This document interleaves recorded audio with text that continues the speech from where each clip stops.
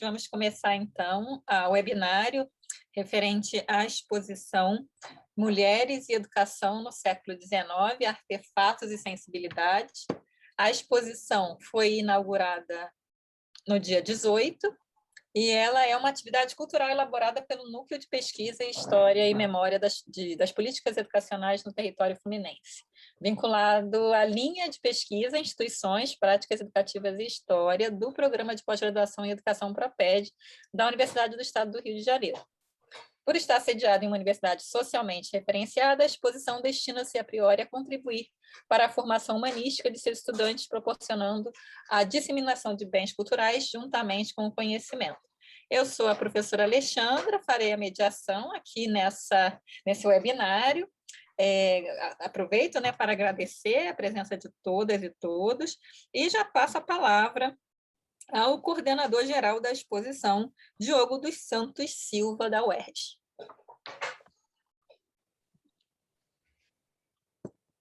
Obrigado. Boa tarde a todos, todas e todes. Gostaria de dar as boas-vindas a todos que querem participar e fazer o percurso da exposição.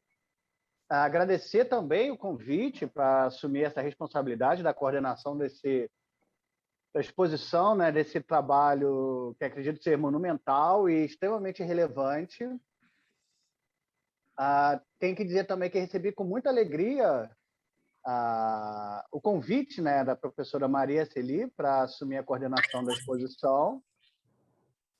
E assumimos com muita responsabilidade, muito zelo, né, tendo consciência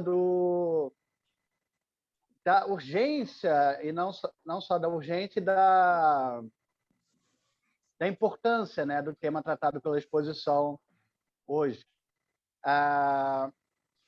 Eu sou o Diogo Santos, sou coordenador de exposições da UERJ e professor da cadeira de Filosofia da Educação da Faculdade de Educação da UERJ e também responsável pela disciplina Arte, Imaginário e Educação. Novamente, retornando assim, ao tema da exposição, né, que muitas vezes há todo um trabalho, todo um projeto, né, que muitas vezes para o público leigo, né, pode parecer... ele é quase invisível, né, o trabalho monumental de montar uma grande exposição como essa, com uma carga teórica, com uma carga acadêmica muito forte, e de transformar isso em algo extremamente leve. Então, gostaria de deixar registrado aqui o agradecimento a toda a equipe do Decult, do Departamento Cultural, e também a nossa equipe, que são o Lucas Bevilacqua, o designer da exposição, Evelyn Costa, a fotógrafa das peças, e o Marcos Caetano, que foi o programador do site. Então, gostaria novamente reafirmar, né, o agradecimento pela confiança e assumir essa responsabilidade, e também lançar esse olhar, né, para a urgência dos temas que são tratados nesse trabalho, nessa exposição, tanto a questão da educação e a questão do feminino, diante da urgência que todos esses temas e essas questões têm no momento histórico e social que estamos tendo aqui no Brasil e acredito que talvez no mundo inteiro. Então, são temas urgentes, necessários e muito bem-vindos para se pensar a questão da sociedade como um processo histórico e também como um processo de construção utópica, lançando horizontes para o futuro. Então é isso. Muito obrigado e que todos tenham uma excelente experiência com a exposição. Muito obrigada, Diogo. Passo a palavra, então, agora à professora Maria Celi Chaves Vasconcelos, que é a coordenadora do projeto que foi contemplado no edital da FAPERJ, o projeto, né, o Programa de Apoio à Organização de Eventos Científicos, Tecnológicos e de Inovação no Rio de Janeiro, né, e também é uma das coordenadoras da exposição. Então, Celi, você está com a palavra. Muito obrigada, Alexandra. Boa tarde a todos, todas e todes. Eu fico muito feliz de poder estar aqui hoje junto com o Diogo, que me antecedeu, que é o coordenador do projeto expográfico e que é o grande responsável por esse trabalho estar finalizado. Então, agradeço antecipadamente ao Diogo, que colocou isso. Toda essa parte do design que vocês estão vendo é uma obra da equipe do Decult, da UERJ, liderada pelo professor Diogo Santos. Também queria agradecer muito a todos os autores e autoras, alguns aqui presentes, que participaram pela confiança depositada no trabalho.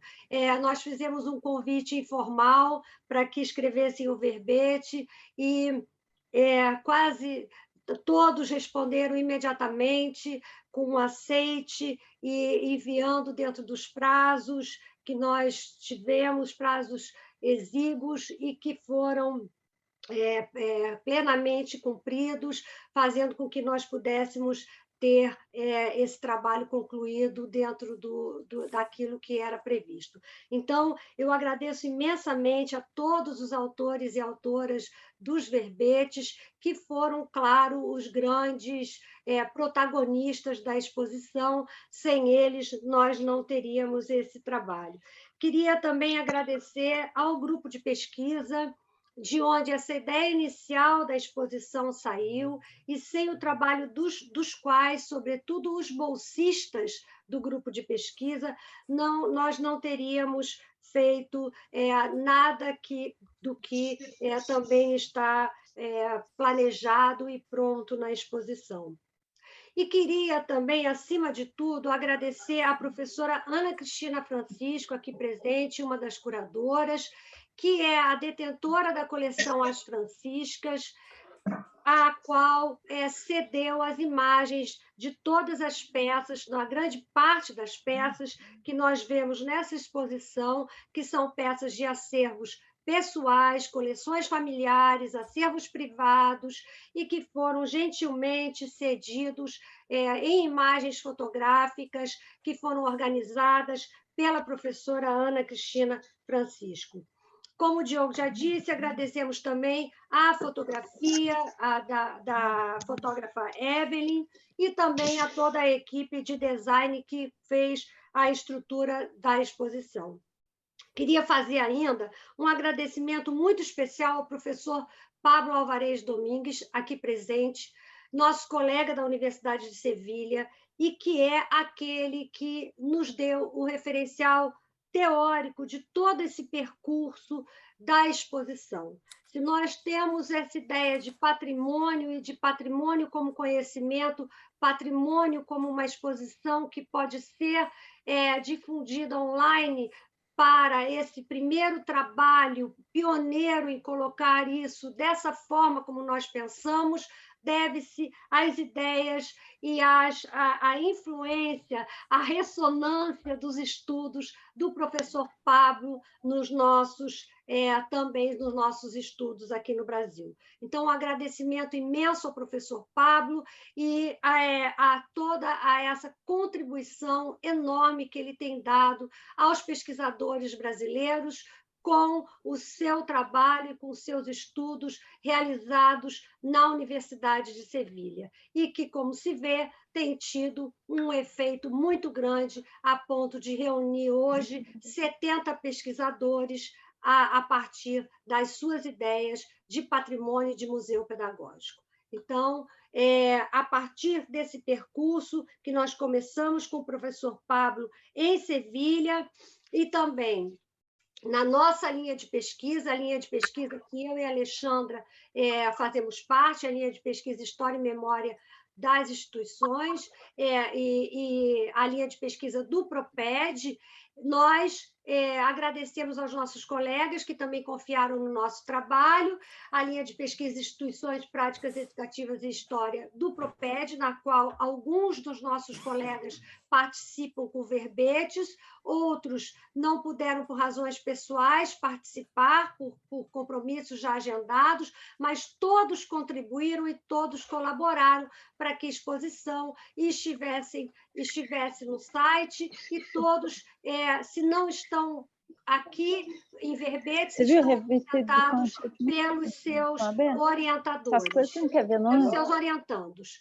Queria também aproveitar, apenas para finalizando, dizer que essa exposição ela surge no momento do isolamento, quando nós, eu e Ana Cristina, pensamos o quanto as mulheres voltadas para o seu interior, voltadas para suas casas, estavam revendo, revolvendo os seus materiais domésticos, as suas coisas, as suas pequenas coisas que, naquele momento do isolamento, nós que ficamos em casa, tivemos que nos confrontar com as nossas coisas cotidianas, aquilo que fazia parte do universo feminino cotidiano. E as mulheres foram as mais atingidas nesse processo de isolamento, à medida que tiveram que reunir nas suas casas as jornadas de trabalho profissional, as jornadas de trabalho doméstico. E à medida que nós fomos constatando revisitando essa casa, não é, a partir desse confinamento, nos lembramos das mulheres do século XIX que tinham nas suas casas o seu único universo de protagonismo. E aí nos lembramos das suas peças, das peças com as quais elas conviviam, das peças que faziam parte do seu universo.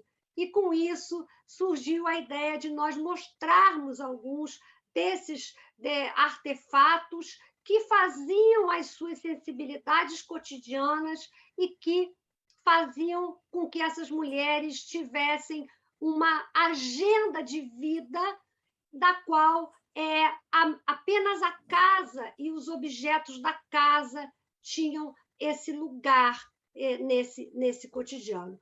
Então, foi a partir daí que nós pensamos a exposição Mulheres e Educação no século XIX, trazendo para o presente, naquilo que o Marc Bloch nos ensina, trazendo a partir do presente, fazendo essa operação historiográfica de olhar para o passado.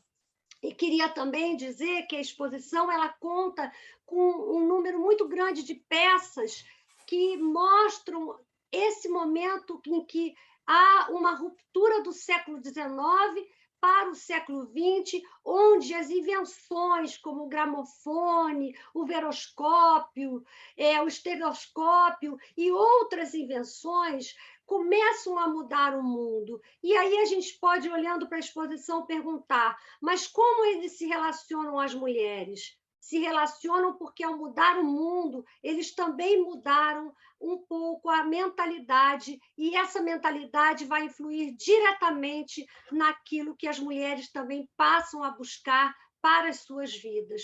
Então, essas invenções elas vão ter uma mudança que vai ressoar não só no que se passa na vida e no entorno, mas também no seu próprio cotidiano, como o telefone, como as imagens que passam a fazer parte das casas, as fotografias, os álbuns, tudo isso vai ampliar essa visão feminina e vai fazer com que elas saiam em busca de novos horizontes e novas perspectivas. Então, eu agradeço mais uma vez a todos, todas e todos que se juntos conosco se propuseram a fazer parte desse coletivo, que o grande autor dessa exposição. Essa exposição não é uma exposição de uma autoria ou de uma curadoria só, é uma exposição coletiva pioneira nessa forma, acho importante, porque que ela sirva de exemplo para muitas outras, e muitas pessoas tenham muitas ideias a partir dessa, mas pioneira nesse formato que nós, com toda a criatividade muito brasileira, fizemos no sentido de aproveitar os meios online para deles tirar o que melhor nós podíamos, que era reunir pessoas e apresentar as imagens da forma mais ampla possível. Então, agradeço e espero que todos tenham uma ótima visão do nosso trabalho, que foi feito com muito carinho, muito esmero, e também com muitas noites de sono perdidas, colocando no ar todo esse material. Muito obrigada, gente, e espero que gostem da exposição, que já está no site, para que todos possam assistir. Obrigada. Muito obrigada, Celi. Então, agora eu convido também o curador da exposição, o professor Pablo Álvares Domingues, da Universidade de Sevilha, e fala de Madrid. Não é isso, professor? Boa tarde, amigos, amigas. Un placer para mí compartir esta tarde, esta jornada con vosotros, porque celebramos un feliz acontecimiento. Gracias también a ti, Alexandra, por tus palabras y por tu presentación. Realmente me congratula poder participar en esta mesa de inauguración de esta maravillosa exposición Mujeres y Educación no siglo XIX, Artefactos y Sensibilidades. Sin duda, una actividad desarrollada por este querido centro para mí de investigación, historia y memoria de las políticas educativas en el territorio fluminense, vinculado en este caso, como comentaba la moderadora, a la línea de investigación, instituciones, prácticas educativas e historia del programa de posgraduación en educación de la Universidad do Estado do Río de Janeiro. En primer lugar, quiero agradecer especialmente a la Fundación de Amparo Pesquisa do Estado do Río de Janeiro, a través del programa de apoyo a la organización de eventos científicos, tecnológicos y de innovación Río de Janeiro, que aceptó, que valoró muy positivamente el celebrar, en este caso, o el dar la oportunidad para celebrar un acontecimiento como este. En segundo lugar, agradecer expresamente al Departamento Cultural de la Prorrectoría de Extensión y Cultural de la Universidad do Estado do Río de Janeiro. En especial, agradecer también su gesto solidario de aceptar la curaduría, en este caso institucional, a la prorrectora Claudia González da Lima. Y en tercer lugar, quisiera agradecer especialmente a la profesora María Celi Chávez Vasconcelos por contar conmigo, compañera y amiga y compañera, y sobre todo por dar sentido a estos proyectos internacionales que ponen en evidencia que a veces las fronteras no son limitaciones para poder hacer trabajos interconectados a los dos lados del océano. En ese sentido, agradecerle especialmente su invitación, agradecerle la cortesía y la generosidad, en este caso, de contar conmigo para un proyecto de este tipo, y sobre todo agradecer también, como digo, la oportunidad de participar en un evento como este, que da presentación, que da el pistoletazo de salida a una macroexposición interesante, constructiva, rica y también meritoria desde mi punto de vista de un fuerte aplauso académico. Por tanto, feliz la coincidencia de poder inaugurar esta exposición hoy, Día Internacional de los Museos. Y en ese sentido me gustaría destacar el valor internacional que tiene este proyecto. Pienso que necesitamos proyectos internacionales que contribuyan a acercar mundos y acercar historias. Las exposiciones, en este caso, son un importante recurso pedagógico y un importante medio para el intercambio cultural, para el enriquecimiento de las culturas, así como para el desarrollo de la comprensión mutua y la colaboración entre nuestros pueblos. Género, educación e historia. Los tres ángulos de un triángulo que da sentido al proyecto que nos convoca en esta tarde y que magistralmente bien ha dotado de sentido la profesora Chávez Vasconcelos.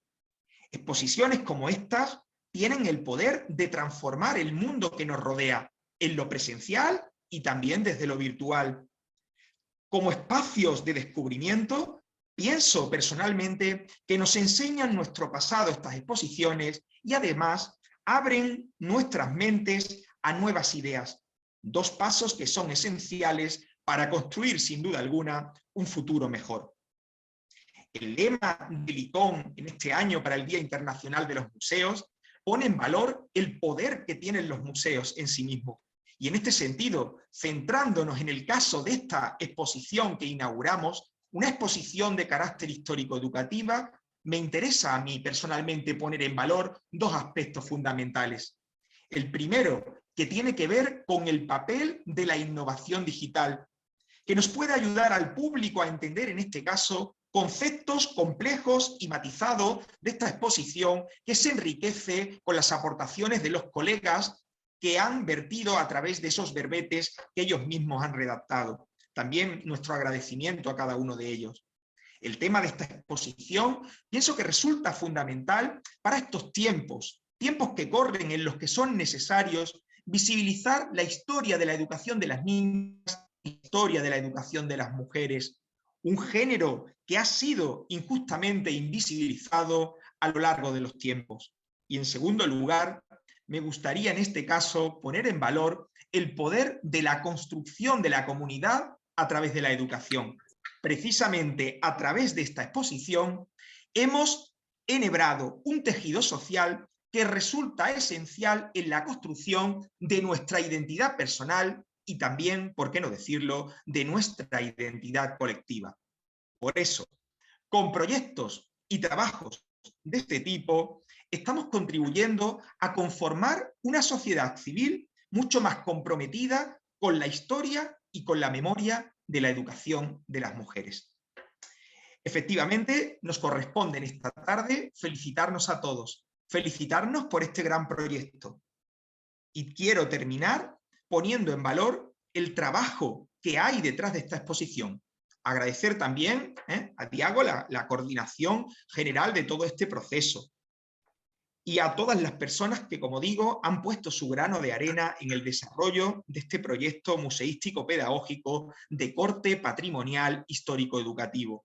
La museología de la educación en estos tiempos adquiere un protagonismo especial en el ámbito de la historia de la educación, porque con proyectos de este tipo estamos demostrando a la sociedad que existen nuevas formas y nuevas fórmulas de construir la historia de la educación. Por eso, un nutrido grupo de personas han hecho posible este proyecto, lo que nos ha ayudado, como digo, a configurar una exposición como un verdadero modelo de buena práctica patrimonial ligada, en este caso, a reconocer la importancia que tiene en este momento la institución universitaria la transferencia del conocimiento patrimonial histórico-educativo, cuyo caso nos ocupa. Con exposiciones de este tipo nos enriquecemos desde la historia de la educación, nos enriquecemos en el mundo de la academia universitaria, se enriquecen nuestras universidades y, por qué no decirlo, se enriquece nuestra sociedad. Parabéns, altos vuelos para la UERJ, altos vuelos para este proyecto y, sobre todo, mejor futuro. Un abrazo y un saludo especial. Muchas gracias, Pablo. Seguindo, então, convidando as curadoras da exposição, professora Ana Cristina Lopes Francisco, que realiza o pós-doutorado no PROPED, UERJ. Boa tarde a todos.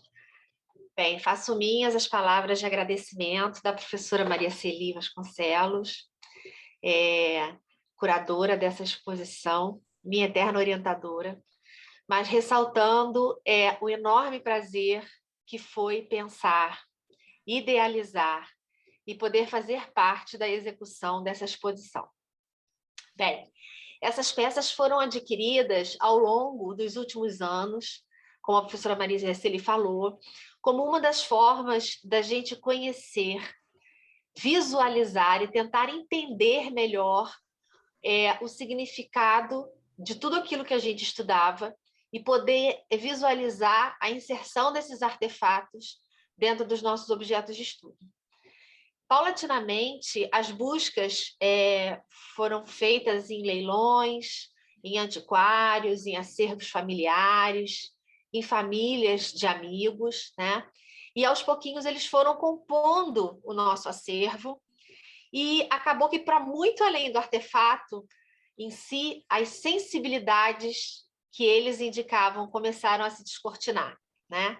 Então, a sensibilidade daquele corpus, ele começa a se descortinar no momento que a gente pega uma caneta de tinteiro, um mata-borrão, e começa a pensar que, embora aquele artefato que perdurou nos últimos anos e séculos seja tão interessante, ele também trazia outros questionamentos, né? Que tipo de papel, que tipo de mãos, que tipos de luvas, que tipos de escrita aquela caneta, né? Tem arraigado em si. Quando a gente pegava uma agulha, né? Quantas mãos já passaram por ali, que tipos de bordados já fizeram, enfim. E aí a nossa mente começou, né? Claro, a mente começa a imaginar milhões de possibilidades e aí os caminhos começam a se abrir. A nossa maior sorte foi ter conseguido, né, na minha visão, juntar um grupo coeso e extremamente competente que conseguiu brilhantemente expressar de uma forma muito sensível, muito especial, várias vertentes, visões e histórias desses artefatos, né? Então, eu espero que esses artefatos consigam atingir o maior número de pessoas e que eles possam contar as suas histórias, demonstrando o quanto de sensibilidade, o quanto de sensível eles trazem dentro de si. Eu espero que vocês curtam a exposição, que vocês aproveitem ao máximo a experiência e agradeço a participação de todos. Obrigada, Ana Cristina. Agora com a palavra também a curadora da exposição, Luciana Borges Patroclo, que também realiza o pós-doutorado no Proped UERJ. Boa tarde a todas, todos e todes. Primeiramente, eu quero também agradecer aos mais de 70 pesquisadores do campo da história da educação que se dedicaram a pesquisar, a investigar e trazer vestígios, né, de como esses objetos, esses artefatos faziam parte do cotidiano feminino no século XIX. Quando vocês entrarem no site, vocês vão ver, né, que essas 70 peças, né, artefatos que fazem parte, né, da exposição, eles estão divididos em 4 grandes eixos, que são cenários educativos, escritas íntimas, toalete feminina e imagens sensíveis. Então, ali a gente procurou trazer, né, diferentes olhares de como essas peças, esses artefatos, eles estavam inseridos, né, no cotidiano, né, das mulheres no século XIX, e como a Ana Cristina, né, ela bem falou, quando vocês lerem esses verbetes, vocês vão ver que os autores procuraram, de certa forma, mais do que descrever, dar essas características, né, que compõem esses artefatos, de levar a gente um pouquinho para tentar chegar um pouco mais perto para a gente entender os usos, os entendimentos, como esses objetos faziam parte, né, da vida, do cotidiano, e se relacionavam ali com as mulheres daquele período. Então, assim, espero que vocês entrem, acessem o site da exposição. E aí, novamente, quero agradecer a oportunidade, né, de poder ter participado, né, da organização da exposição. Também pode entrar. Novamente, agradecer.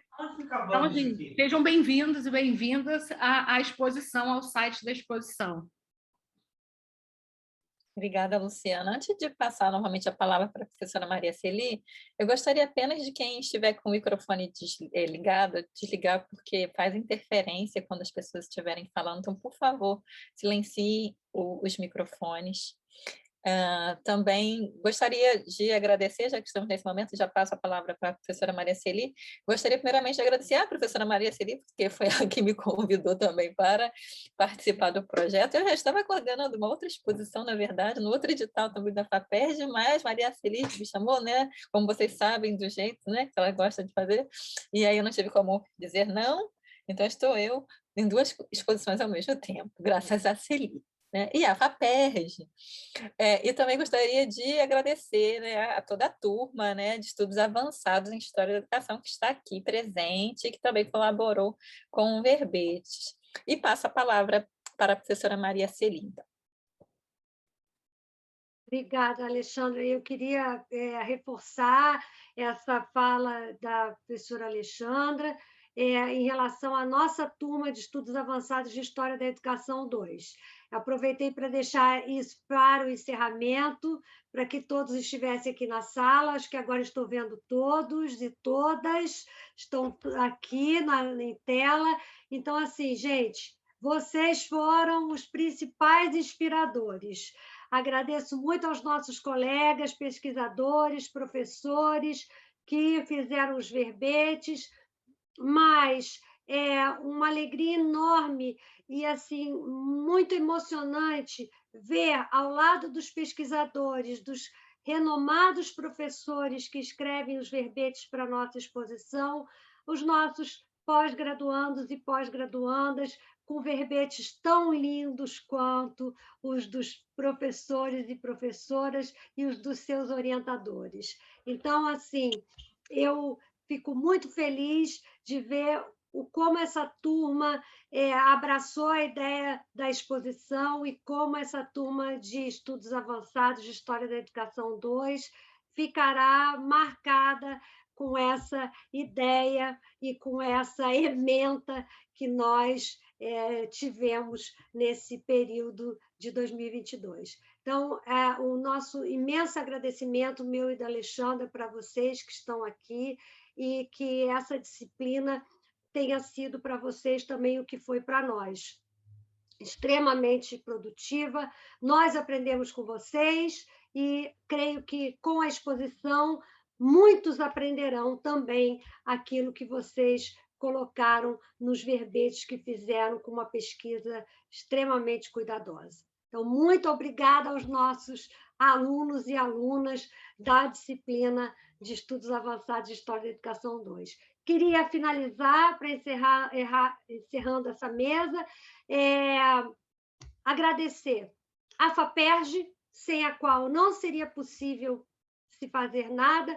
Então, mais uma vez, um agradecimento à nossa Fundação de Amparo à Pesquisa, a FAPERJ, que é a grande arquiteta de todos esses projetos, a FAPERJ, que é quem apresenta a exposição e realiza a exposição juntamente com o Decult da UERJ, um agradecimento à FAPERJ, que nos proporciona editais capazes de fazer com que nós possamos colocar as ideias em prática, e também ao CapSprint, o CapSprint, que é o nosso programa de internacionalização, a partir do qual nós também conseguimos a relação internacional e conseguimos ter a oportunidade de contato com o professor Pablo Alvarez Domingues, entre outros, mas contato esse que nos permitiu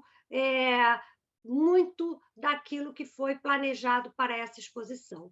Então, o agradecimento final da mesa à FAPERJ e ao programa CapSprint, que são os elaboradores, financiadores dos programas que permitem que nós façamos aquilo que é o nosso métier, não é? Pesquisa e socialização das nossas pesquisas. Uma boa tarde, vamos para a segunda etapa da mesa, espero que vocês gostem muito da exposição e vamos receber agora as nossas convidadas, né, Alexandra? com muito carinho e dizendo para vocês que eu fico muito, muito feliz de poder ver esse trabalho inspirado pelo professor Pablo, colocado no ar, dentro da nossa universidade, na nossa linha de pesquisa e disponível para todas as pessoas, todos os estudantes do ensino fundamental à educação superior, podendo realizar atividades com essa proposta que está no site. E é isso. Muito obrigada. Obrigada, Celi. Vamos dar continuidade, né, dentro do horário previsto. Obrigada a todo mundo pelo cumprimento do horário. Nós convidamos algumas pessoas muito especiais que colaboraram na exposição, que nos enviaram prontamente os verbetes. Nós teremos, então, 4 professoras e professor aqui hoje nesse bloco. Foi, assim, uma escolha, né, feita com carinho, como disse Celi. Nós tivemos mais de 70 contribuições, mas escolhemos, né, algumas representantes e alguns representantes aqui. Vamos seguir a seguinte ordem, então. Primeiramente, a professora Evelyn, depois a professora Tessiane, o professor Robson e, por fim, a professora Cláudia. Então, convido e agradeço a professora Evelyn de Almeida Orlando, da Pontifícia Universidade Católica do Paraná, fala desde Curitiba, para apresentar brevemente aqui, né, o seu verbete, essa sua experiência, né, nesse projeto, suas impressões, enfim.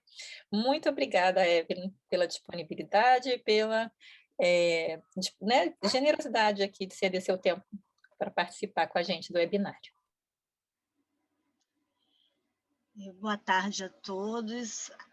Eu que começo agradecendo, na verdade, agradeço à professora Alexandra, à professora Maria Celi pelo convite para participar dessa exposição, pela oportunidade de pesquisar sobre esse objeto para escrever esse verbete, né?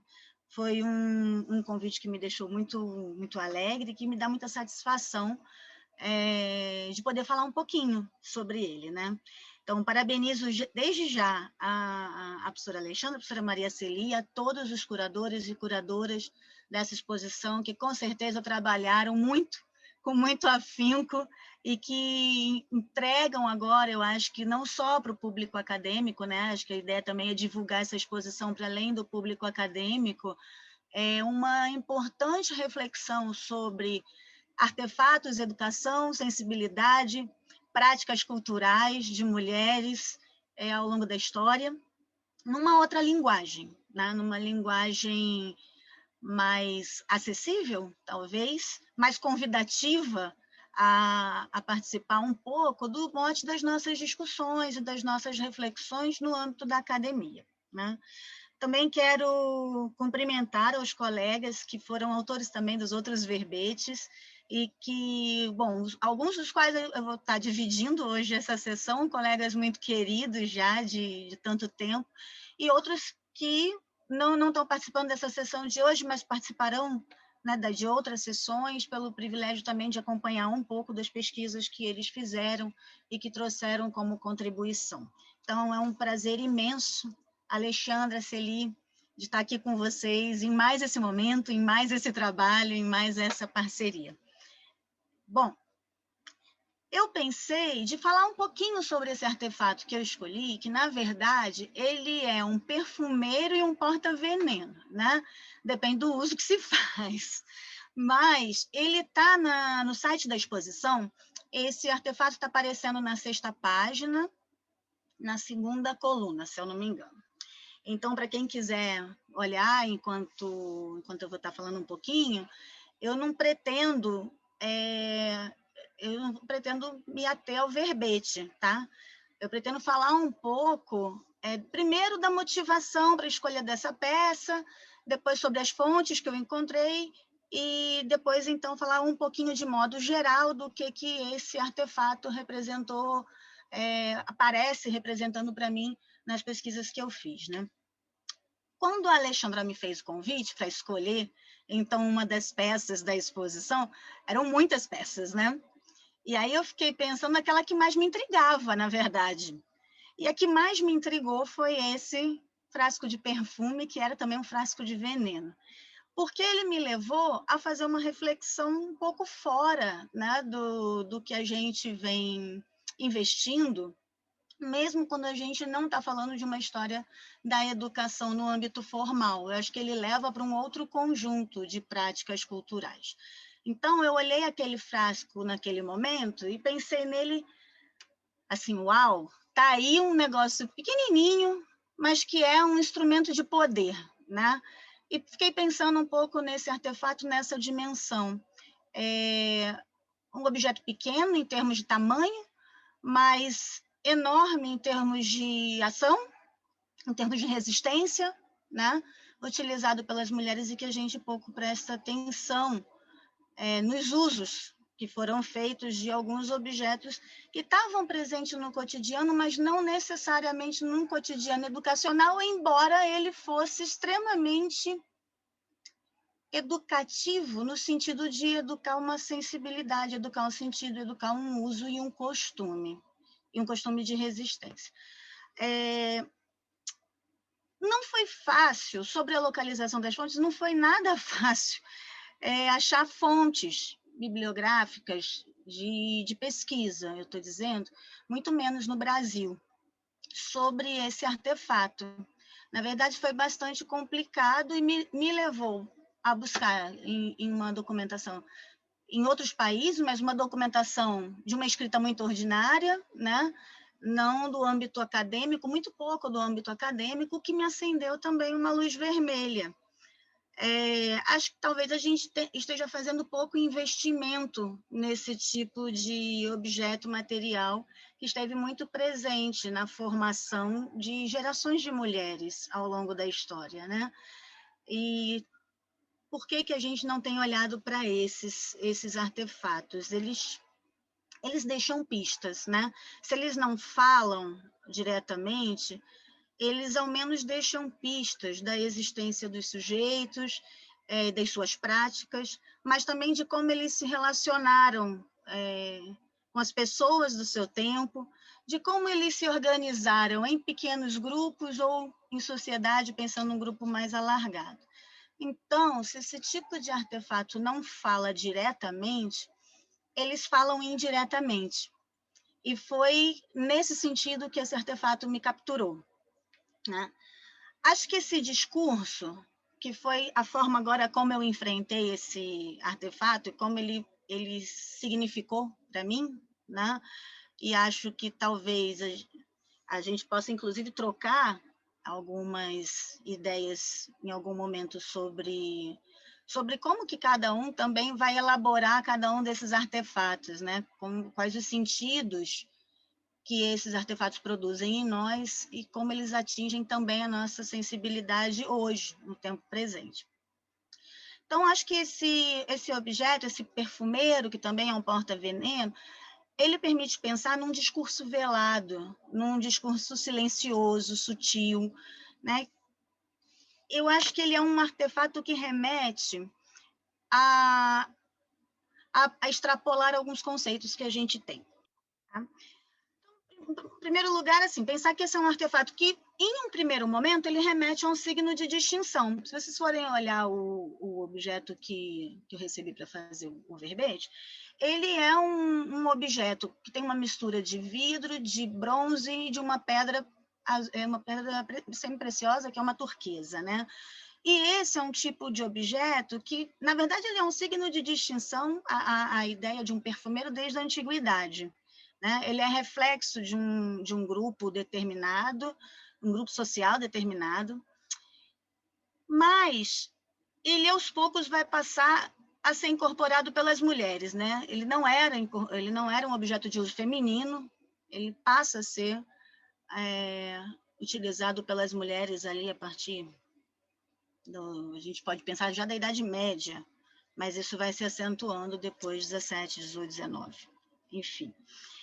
E nesse uso que as mulheres vão fazer desse artefato, isso é muito interessante, porque elas podem usar como perfumeiro, e como perfumeiro, muitas vezes, eles funcionaram como instrumento de sedução, o que pode ser lido como uma arma, né? Mas também foi utilizado como porta-veneno, que é uma outra arma. Nas duas dimensões, a gente vai ter um uso mais explícito e um outro mais velado de resistência dessas mulheres, né? Porque, seja no âmbito do perfume, ou seja no âmbito de um porta-veneno, esse objeto ele nos remete a uma dimensão de poder. E poder no plural, na perspectiva que a Michelle Perrot traz, né? E que é uma perspectiva que eu venho abordando porque ela me permite pensar outras formas de agenciamento das mulheres. Nesse caso, especificamente, o agenciamento é de resistência mesmo. Resistência a um modelo cultural que não dava às mulheres muita margem de voz, né? Por isso, esse é um artefato que permite agir no silêncio, mas que é muito interessante porque ele é difundido entre diferentes camadas sociais e por gerações. Então, não obstante ele não passar pela escola, ele me parece ser digno de atenção porque ele revela uma prática formativa feminina entre mulheres, né? Seja para escapar, né? Do domínio dos homens ou das práticas de violência, ou mesmo de uma situação indesejada, né? Como era o caso do casamento, mas não só o casamento. Também indica uma forma de assumir o controle de uma determinada situação. E aí o mais interessante é exatamente esse ponto, porque nos dá a ver outros conceitos aí presentes a partir desse objeto, né, que é tão pequeno.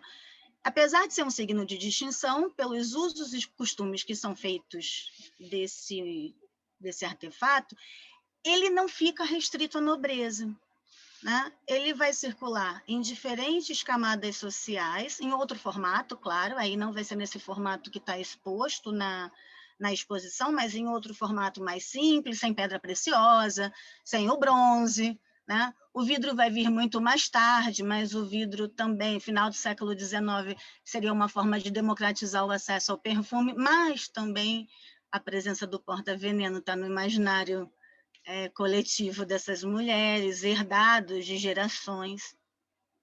Isso permite a gente pensar no conceito de circulação desses artefatos, né? Como que esses artefatos, apesar de serem objetos distintivos, muitas vezes, são os usos e costumes que se fazem dele que faz com que eles extrapolem os limites daquilo que foi pensado e projetado para eles. O porta-veneno, ele é difundido entre mulheres de diferentes camadas sociais. Hoje a gente podia chamar isso de sororidade, embora isso não se aplique à época, né? Mas isso também remete a pensar uma outra questão, que é essa questão da sobrevivência, né? Da sobrevivência como mulher, faz com que o gênero seja uma forma de agenciamento das mulheres, suplantando a própria condição de classe. Assim, para entender um pouco da circulação desse tipo de artefato, que é próprio da prática das mulheres, a partir vou dizer a partir da Idade Média, tá? E aí no verbete eu explico um pouco melhor isso, né? Era uma forma de se livrar, na Idade Média, de maridos violentos e indesejados, mas não só. Também era uma forma de se livrar, ali no início da modernidade, de inimigos políticos, né? E por aí vai. As mulheres vão participando disso, tanto na condição de mulheres que querem se livrar de uma situação restrita às mulheres, como a imposição de determinados papéis sociais, mas elas também se valem disso do ponto de vista político, né? Essas, sobretudo, as da nobreza, quando precisam se livrar de algum inconveniente, né, político ali naquilo que está previsto para elas em termos de conquista, de poder. O fato é que elas se afirmam como sujeitos, ainda que de uma forma velada. E esse objeto pequenininho permite essa afirmação. né? É um dos caminhos que permitem essa formação, essa afirmação. Então, eu acho que foi essa potencialidade desse objeto que me seduziu, né? Porque eu falei de sedução, ele me seduziu exatamente porque ele permite a pensar num agenciamento das mulheres em busca do controle de situações das quais, inicialmente, elas não teriam controle nenhum. Sem dúvida nenhuma, é um objeto utilizado como resistência, né? E uma resistência que perpassa por gerações, obviamente enfrenta cerceamentos, né? Mas que, ao permanecer por gerações, permite também pensar em como essa prática cultural e formativa de resistências que as mulheres vão encontrando pode ser pensada numa longa duração. Nesse caso do perfumeiro e do porta-veneno, esse não é o único caso, a gente pode traduzir essa leitura para outros tantos objetos que tiveram presentes na escola, mas que tiveram presentes também fora da escola, né? Circulando muito à margem da sociedade, mas nem por isso educando e formando menos. Então, eu não vou me ater nos detalhes do verbete, como eu falei, mas eu vou deixar o convite a todos para a leitura do verbete. Eu acho que lá eu vou explicando, inclusive, mais detalhes sobre o vidro em si, sobre essa herança que a gente normalmente atribui à França, da perfumaria, mas, na verdade, a gente tem uma herança aí da Itália, né? E que chega à França, e, curiosamente, chega à França com um grande perfumeiro, que é também um grande químico, que produz também venenos. Então, o frasco já chega junto com o objeto na França, né? E acho que isso é muito interessante para a gente pensar um pouco também das nossas heranças e dos nossos estereótipos, né? Isso é muito interessante. Bom, obrigada pela atenção, gente. Foi um prazer, mais uma vez, Alexandra e Celi, por esse convite e por conhecer um pouco mais desse objeto que me intrigou tanto e que também me seduziu por poder pensar nele como um instrumento de poder. E agora, Alexandra, te devolvo a palavra aí e deixo o convite a todos para a leitura do verbete. Obrigada. Muito obrigada, Evelyn. Enquanto a Evelyn fazia a exposição, eu realmente precisei ir até o verbete e fiquei admirando o objeto. É um objeto muito bonito, tem os detalhes, né, dos anjinhos, que na verdade são cupidos, né? Então faz muito sentido quando a pessoa está apresentando e a gente está ali com a imagem também, então é bem interessante esse exercício. Só que um comentário, Evelyn, já vou passar para as próximas colegas, ainda bem que não tinha o porta-veneno na escola, né? Porque não ia ser uma experiência muito interessante o porta-veneno chegar na escola, imagine o que não iam fazer com isso. Então, ainda bem, né? Alexandra, só um minutinho, porque você falou dos anjinhos, né? Mas o curioso é que acima do anjinho tem uma máscara que remete à simbologia da máscara da morte. Essa então, você vê. Tem um anjo embaixo e em cima tem um desenho de uma máscara que remete à máscara da morte. Tem bem muito interessante de pensar. Sim, os detalhes são riquíssimos. Eu fiquei só fascinada com os anjinhos, né? Mas eu não vi essa parte da máscara da morte, vou voltar lá para olhar. Mas é muito interessante, realmente, esse objeto, esse artefato. Então, agora convido a professora Terciane Ângela Lucchesi, professora na Universidade de Caxias do Sul. Agradeço também imensamente pela disponibilidade de participar, né, de ceder o tempo também para essa conversa aqui no webinário. Então, muito obrigada. Então, boa tarde a todos e todas. Eu e todos quero agradecer, dizer que é uma grande alegria.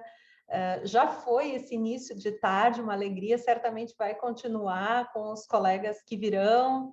Agradecer o convite, em especial quero iniciar agradecendo a você, Alexandre, que está conduzindo, organizando esse momento, mas muito especial para Maria Celi Vasconcelos, minha querida amiga também, e pessoa que fez circular esse convite gentilmente e me deu essa oportunidade de estar aqui hoje com vocês, dividindo esse momento. Então, Maria Celi, muito obrigada pelo convite, parabéns pela exposição, está belíssima.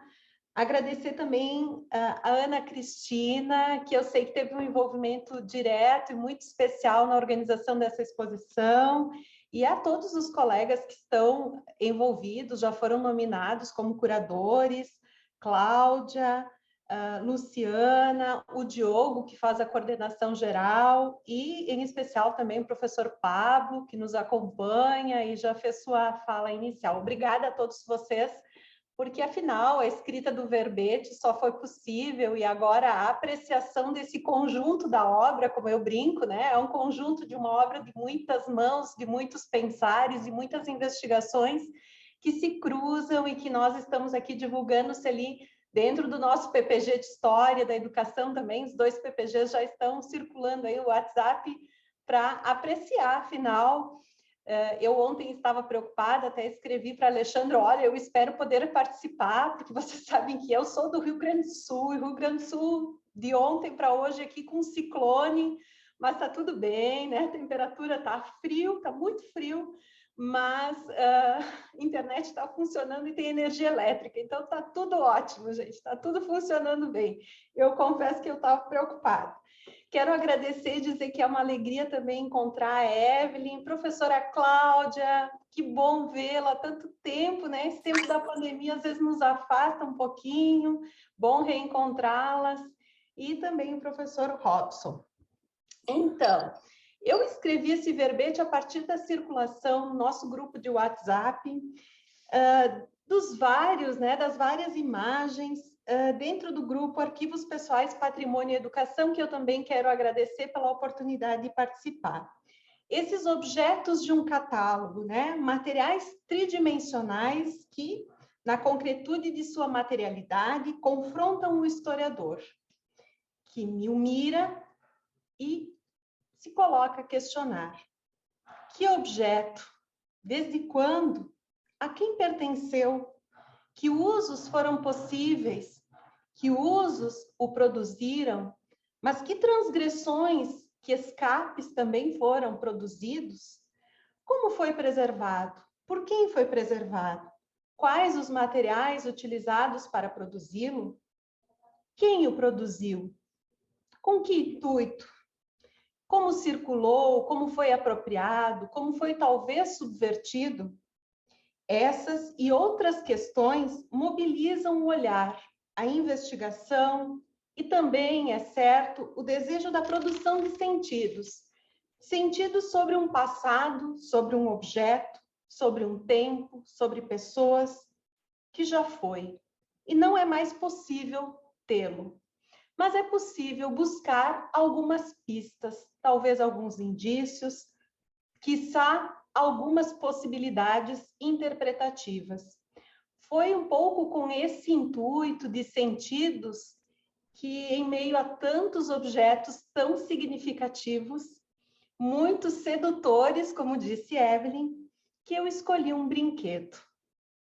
Talvez seja um pouco estranho a escolha, afinal, o brinquedo, ele às vezes, para os historiadores da educação, pode estar ou não na escola, pode estar ou não dentro de uma dimensão educativa, mas eu o pensei como parte de um objeto da cultura material muito próprio, não apenas de uma infância, já que os brinquedos estão para além da experiência infantil que nós contemporaneamente transvestimos e relacionamos para uma experiência do lúdico que habita a vida humana há muito tempo. A dimensão do lúdico é próprio da nossa condição também social e cultural e que se transveste às vezes por objetos próprios da natureza, mas que nesse caso era um bilboquê, ou também conhecido como emboca-bolas. Essa escrita, né, desse verbete, por simples que seja, porque ele, confesso, inclusive brinquei um pouco quando eu enviei para Maria Celi, que difícil escrever tão pouco, né? Porque havia muitas possibilidades interpretativas, e confesso que a gente fica atento, né? Depois que a gente escreve, não sei se ocorreu com outros autores que aqui estão, Depois que a gente escreve o verbete, a gente fica atento nas leituras que vêm posteriormente. A gente diz, olha aqui, agora encontrei mais uma referência sobre esse assunto. Então, é muito interessante que essa escrita desse verbete, reduzido e conduzido a um texto relativamente simples, vai nos mobilizando, vai produzindo curiosidade, vai nos direcionando numa busca. Indicia os sentidos do historiador a pensar a existência desse objeto. Um objeto relativamente simples, mas muito antigo do ponto de vista da nossa condição de produção desse objeto. O emboca-bolas, ou bilboquet, é um objeto que, numa primeira condição, pelo menos daquilo que, não como origem, porque não era disso que se tratava, mas como referência, nos conduz a pensar lá no século XVI. 1534, talvez uma das primeiras referências que eu localizei a partir de uma pesquisa bibliográfica. Por que foi isso? Vamos nos colocar à busca. Desde quando, quem, onde, que buscas e referências se tem sobre este objeto? No refúgio da privacidade doméstica, em momentos de sociabilidade, ou por meio da brincadeira no tempo livre, o bilboquet produziu memórias, produziu experiências, lembranças, não apenas da infância, mas de um tempo de viver e de dedicar-se a um jogo de destreza. Sim, o bilboquet é considerado um jogo de destreza, que atravessa relatos em diferentes características de sua emergência, como distração também para os adultos. Sob diferentes denominações, com o uso também de distintos materiais para sua produção, o emboca-bolas permite pensar nos múltiplos momentos educativos, nos múltiplos momentos lúdicos que se interpuseram em seu manuseio, mas também no tempo e em sua travessia, posto que desde 1534 temos registro de seu uso. Mas é na medida que o brincar, a infância, se afirmam, que ele se dissemina, se multiplica e passa a ser, inclusive, recomendado. Há um registro muito interessante do debate sobre a questão da presença do brinquedo como uso educativo para crianças. E esse debate, que vai passar por uma história também dos intelectuais, da história da educação, e que, obviamente, o verbete não dá conta, mas justamente fazendo a revisitação, né, inclusive, às vezes, nas nossas aulas, nós vamos nos dando conta desse debate como ele está presente. E o emboca-bolas é considerado, entre tantos, um bom e recomendado brinquedo.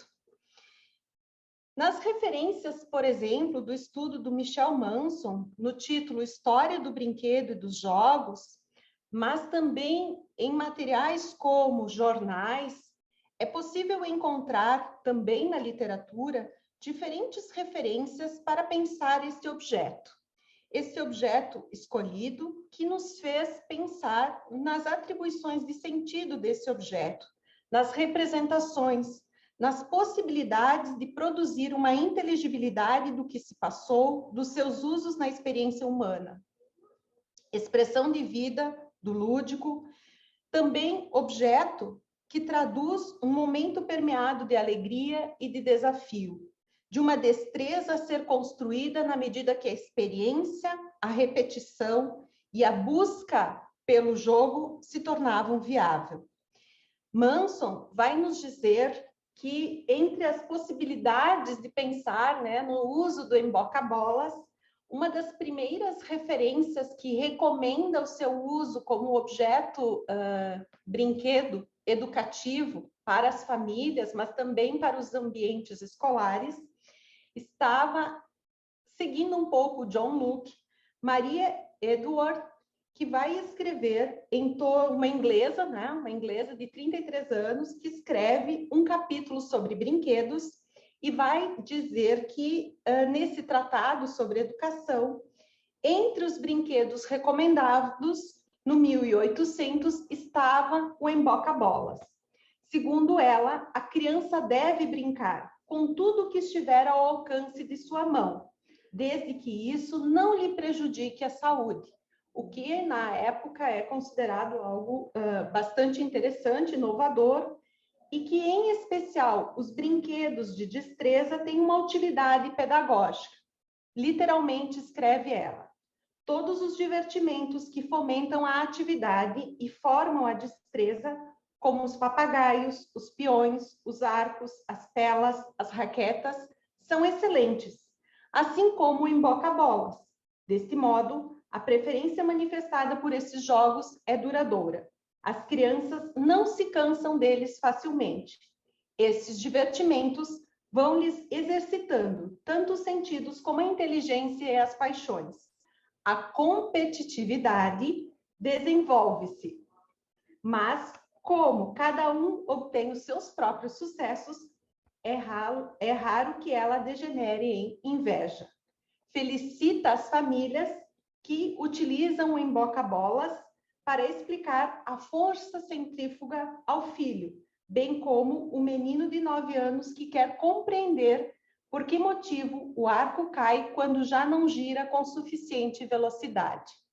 E aqui talvez nós possamos parar para pensar o quanto os brinquedos também são marcados por uma dimensão de recomendação desses manuais para as questões de gênero. Se fala do emboca-bolas como um objeto masculino, como um brinquedo recomendado para os meninos. E eu fico pensando nos escapes. Por quê? Porque para as meninas são recomendadas as bonecas.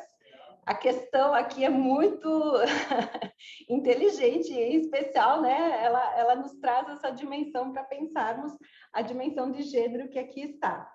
Porém, em famílias em que esses brinquedos estão presentes, quem regula, quem vigia, quais são as possibilidades de escapes, quem dita as normas e quem faz as proibições, mas quais as possibilidades também de interdições? Fico a pensar nas possibilidades e nas possíveis presenças do bilboquê como experiência infantil também para as meninas, também como gosto e desejo, não apenas as bonecas. Para além delas, toda uma outra experiência que se produz no cotidiano, que se produz talvez sob alguns momentos de vigilância, mas também no tempo livre, naquele que vai além e que às vezes escapa. Escapa ao poder, escapa à vigilância, escapa ao controle. A união entre o corpo e as habilidades do jogo, a destreza e a alegria de acertar o encaixe. O que mais nos diz um objeto como esse?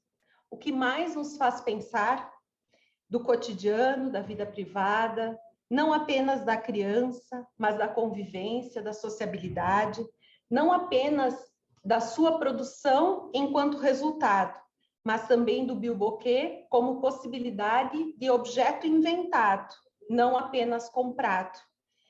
Nos manuais vinculados à orientação de puerícia, por exemplo, dos cuidados da infância, da formação das mulheres como mães, há listas também daquilo que são os ideais de brinquedos e brincadeiras que devem ser fomentados. O bilboquê consta como recomendado. É certo que aí já estamos no século XX, mas que outras possibilidades interpretativas?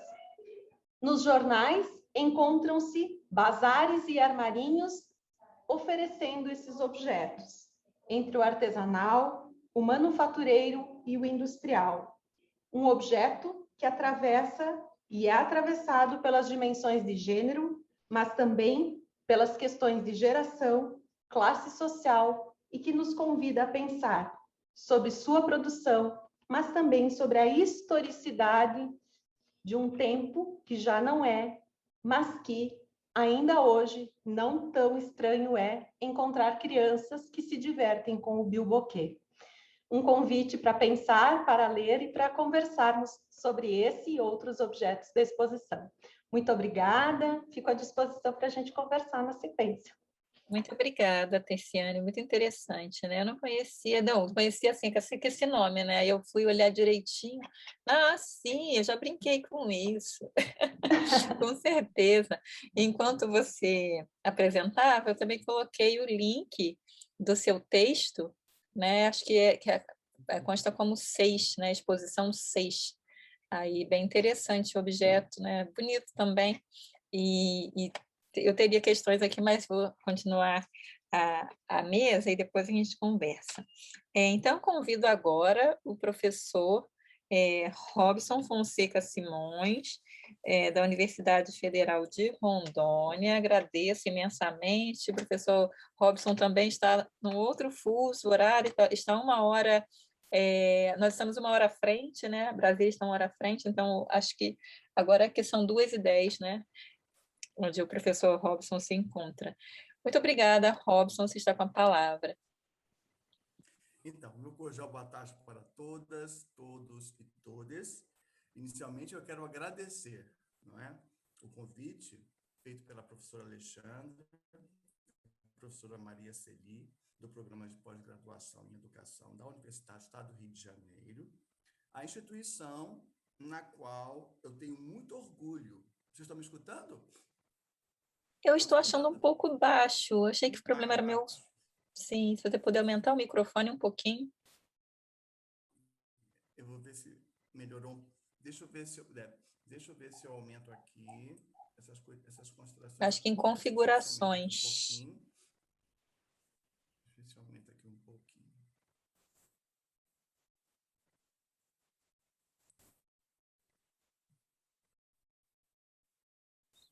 Aí, melhorou um pouquinho? Melhorou? Eu escuto, eu só escuto baixinho, mas eu escuto. Melhorou? Deixa eu ver se melhora aqui. Peraí, deixa eu ver. Deixa eu ver se melhora aqui.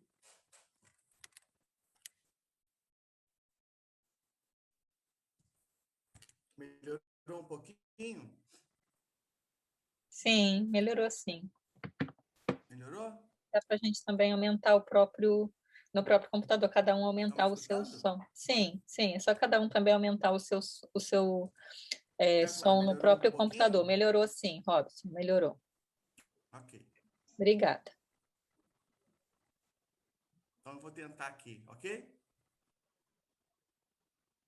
Boa tarde para todos, para todas, para todas, não é? Inicialmente, eu quero agradecer a professora Alexandra e a professora Maria Celi, do Programa de Pós-Graduação em Educação da Universidade do Estado do Rio de Janeiro, a instituição na qual eu tenho muito orgulho, não é? Uma vez que a história de toda a minha formação docente e de pesquisador se fez presente na UERJ. Bom, a minha saudação às professoras diretamente da região sul, e agora vamos para a região norte, para as terras do norte, professoras Evelyn Orlando, professora Terciane, né, e professora Cláudia Alves, né, que estão também nessa interlocução, né, e também a toda a equipe, não é, que são protagonistas, não é, nesse projeto, né, nesse webinário.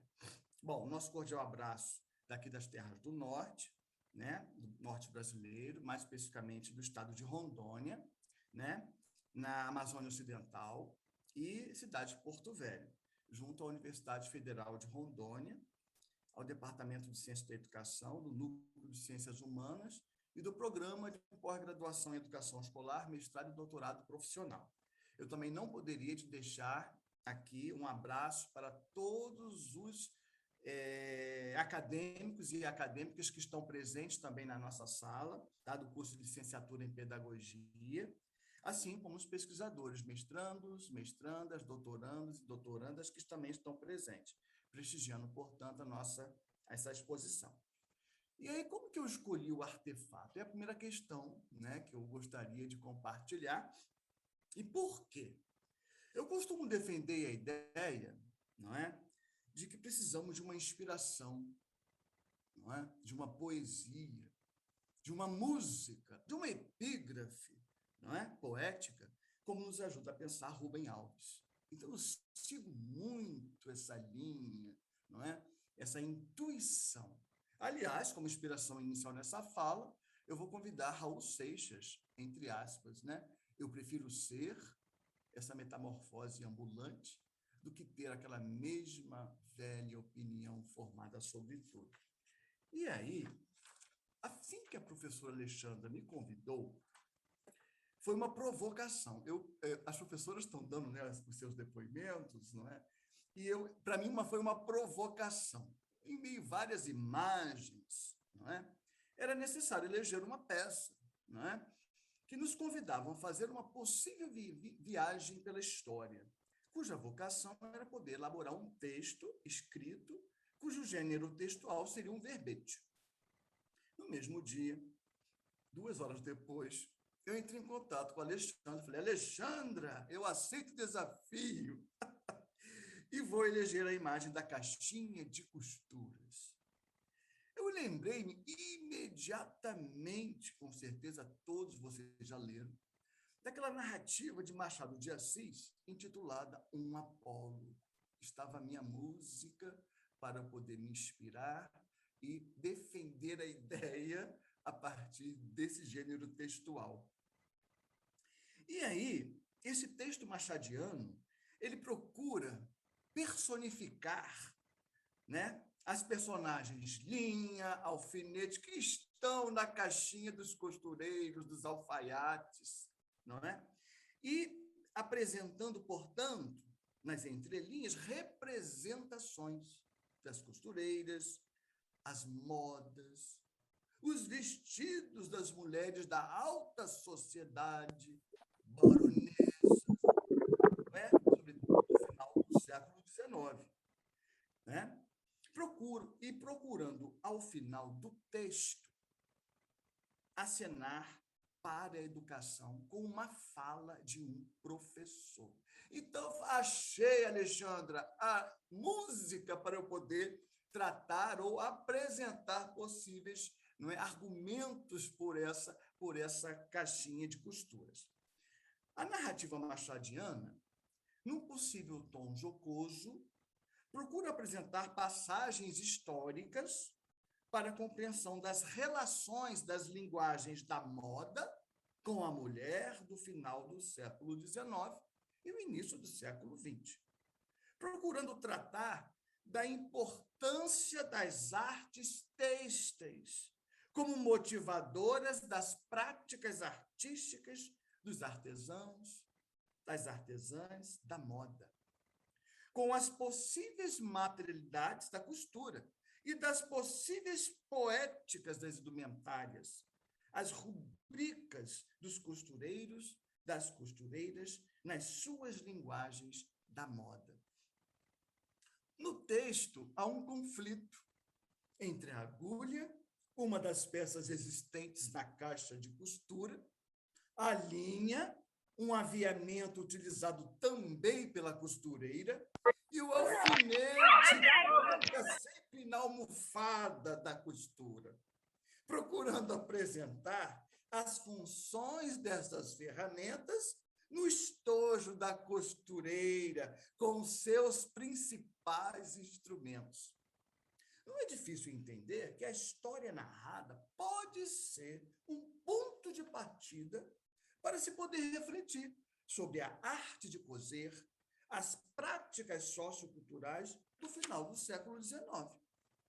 É possível refletir também que o ato de serzir também se volta para os conhecimentos e saberes relativos às interações sociais, procuram acenar para as possíveis representações do universo feminino, as formas de ação e as manifestações de linguagens como estilo de moda feminina. Nesse processo artístico desenvolvido entre tecidos, ferramentas, fios que se enroscam, que se embaraçam entre costuras, fazeres, materialidades, também é possível refletir que haja um universo de delicadeza, afetividade, escuta sensível. Portanto, examina-se que a costura torna-se uma linguagem de experiências, de afetos, de vínculos sociais, de sensibilidades, de emoções e de redes de sociabilidades. As linguagens podem aí ser compreendidas como formas sociais historicamente definidas de produção de sentidos, procurando dialogar também com o universo da moda feminina. Portanto, vou deixar o convite para que cada um de vocês possam ficar instigados a ler o texto, ao verbete. Portanto, o estilo, as modas, podem ser também compreendidas como linguagens, constituindo-se como visões de mundo, representações da vida da mulher do final do século XIX e início do século XX.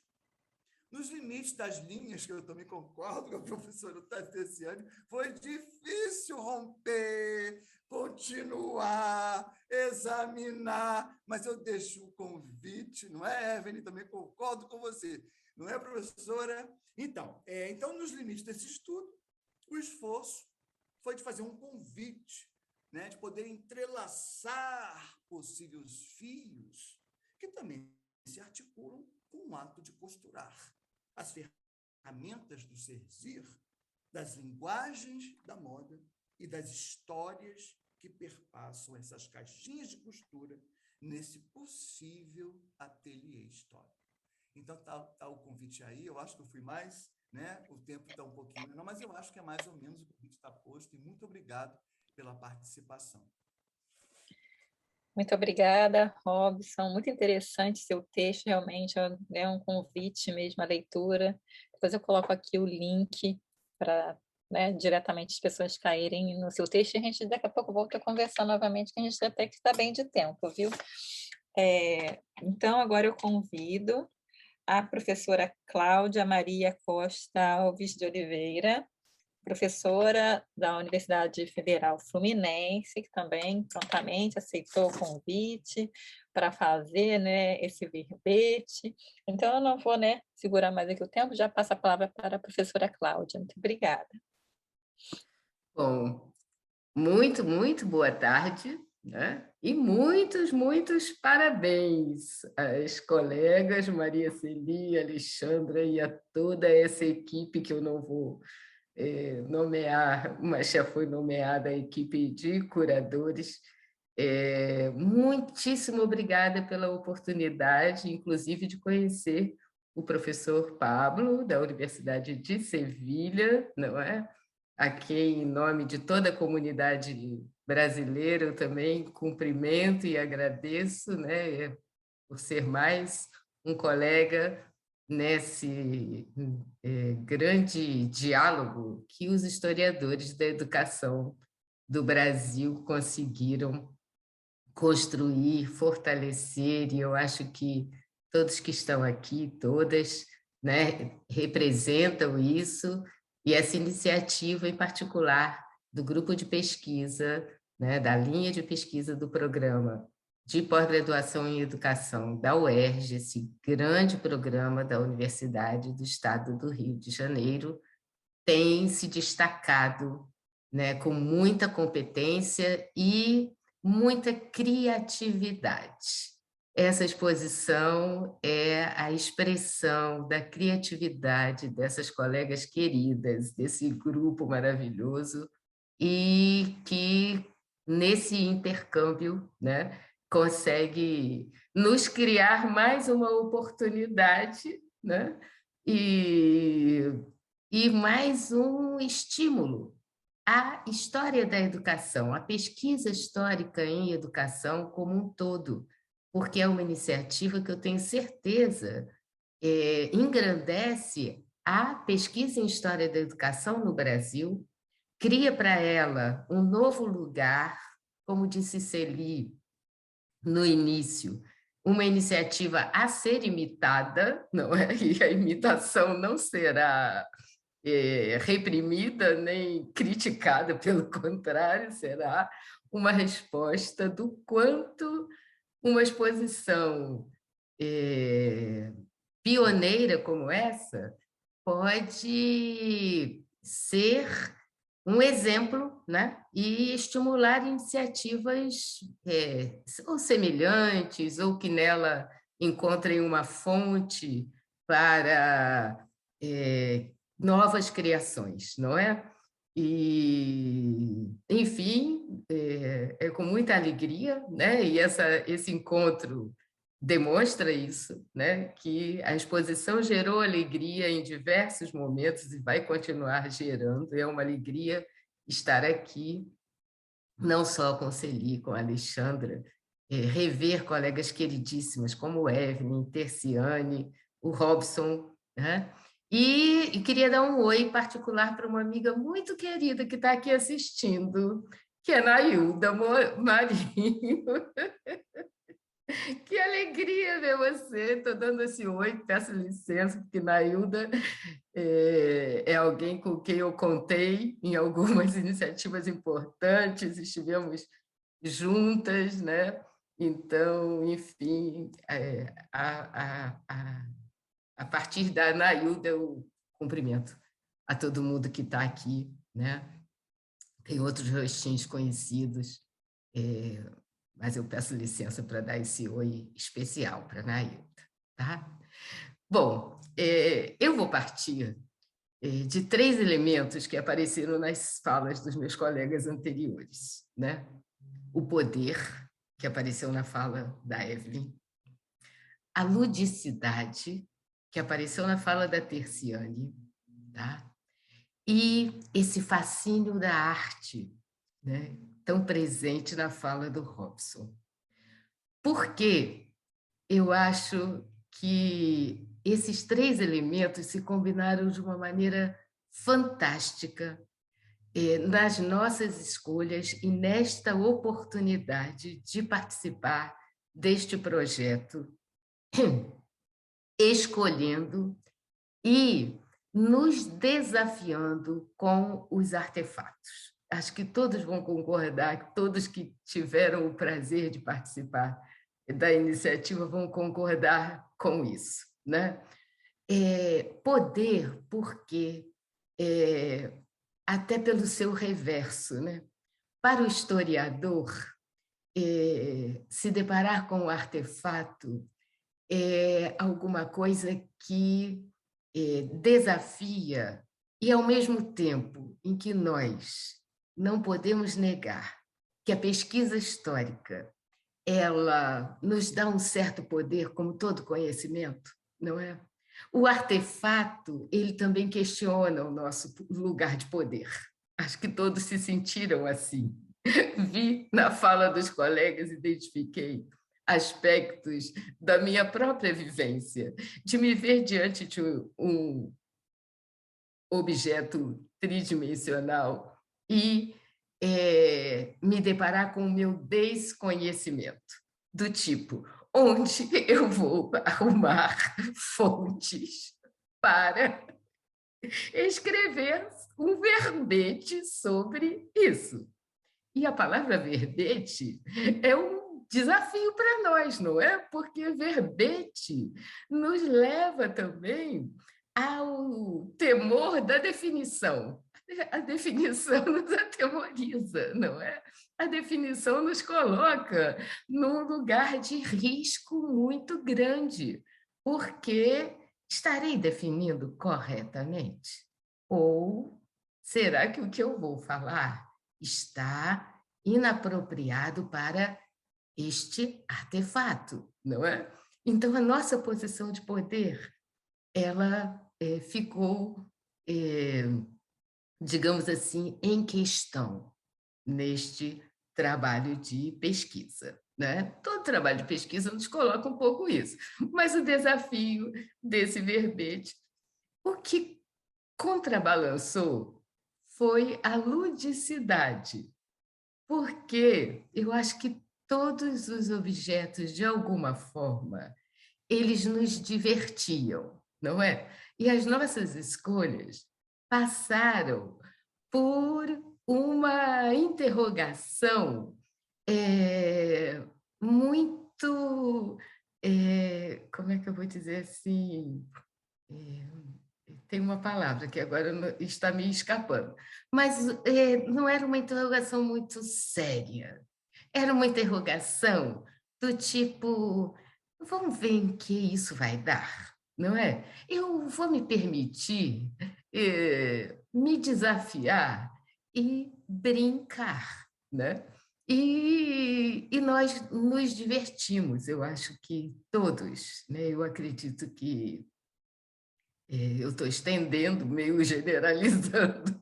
Eu espero, sinceramente, que ninguém tenha sofrido com o trabalho, mas como o verbete era alguma coisa curta, sintética, não é? Para nós, que estamos sempre desafiados a um mínimo de páginas, de repente, nós tínhamos um máximo, e isso foi de uma generosidade inaudita para nós, pesquisadores. Diante disso, a minha escolha pela caixa de rapé, que foi o artefato que eu escolhi, foi pautada por esses critérios não muito conscientes à época, mas, sobretudo, pela interrogação, pelo desconhecimento, pela curiosidade. Não teve uma assim, assertividade, assim, uma coisa muito lógica e racional. Não houve uma racionalidade extrema por trás da minha escolha. A escolha se deveu realmente à peça extraordinária e, sobretudo, a um questionamento, né? Onde entram as mulheres? Porque a caixa de rapé, ao mesmo tempo, isso ficaram várias interrogações da pesquisa, né? Mas ela é alguma coisa que se apresenta como fora dos padrões, né? Vamos dizer assim, de um comportamento feminino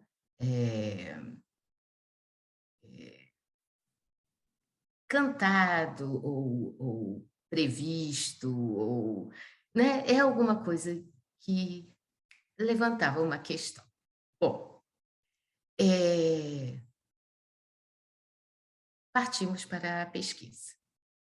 A primeira coisa muito interessante que eu queria levantar dessa experiência foi o quanto esse artefato ele me levou a um grande encontro entre áreas disciplinares, porque o centro é o rapé, e o rapé é tabaco seco e triturado, ou raspado, enfim, numa linguagem de época, né? Seria raspado. E o tabaco, ele, como está aí até hoje no mercado, como uma mercadoria, né, que passou por outras formas de consumo, ele é um objeto de interrogação que vai da arqueologia à bioquímica. Então, o tabaco, a caixa de rapé me levou a um contato com textos não só de historiadores, mas com pesquisadores da área de ciências da saúde, com etnólogos, pela etnografia, a etnologia, a arqueologia, porque a planta, né, ela é originária, ou pelo menos considerada pelos estudiosos que eu consegui ler, originária deste continente americano.